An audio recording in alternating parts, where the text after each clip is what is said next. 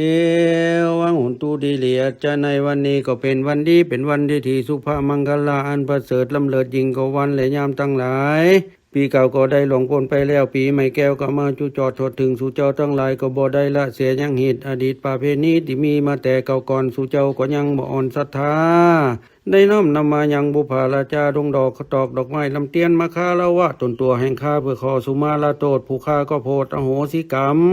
แม่นว่าเจ้าทั้งหลายได้กระทำในตั้งที่ดีที่ชอบก็ขอให้ประกอบมโนปานิธานให้มีอายุยั่งยืนนานโลกภัยหนีไกลให้มีวันหน้าใสสดชื่นนี่เป็นที่ฮักที่พอใจของผู้อื่นที่เขาหันขอให้มีความสุขสันต์ทุกคำเจ้าเงินทองจุงหลังไหลมาหาเจ้าอย่าได้ขาดพญานอาปาดบ่ฮือมาไกลมาไกลขอให้สุขสบายจนเท่าอายุมันยืนยาวมากกว่า120 ปีรับก็ขอให้ได้เงินหมื่นตื่นก็ขอให้ได้เงินแสนนอนสะแกงก็ขอให้ได้เงินล้าน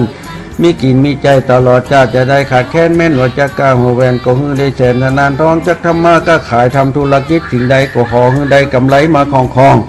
แม่นว่าจักกาเงินก็ให้ได้มาเป็นกองแม่นว่าจักกาทองก็ให้ได้มาเต็มหาเป็นเศรษฐีมหาเศรษฐีทุกภพทุกชาติให้มีอำนาจขึ้นหนุนเตียงแต้งบ่ให้เหยียวแห่งจูวันวาน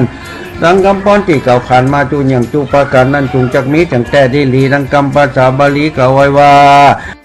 สัพพิติโยวิวัชชันตุสัพพะโรโควินัสตุมาเตภวัตวันตรายโยสุขีทีขายุโกภวะอภิวาทนาสิริสนิจังวุฒาปจายโนจัตตารโอธรรมาวัฏันติอายุวโนสุขังภาลัง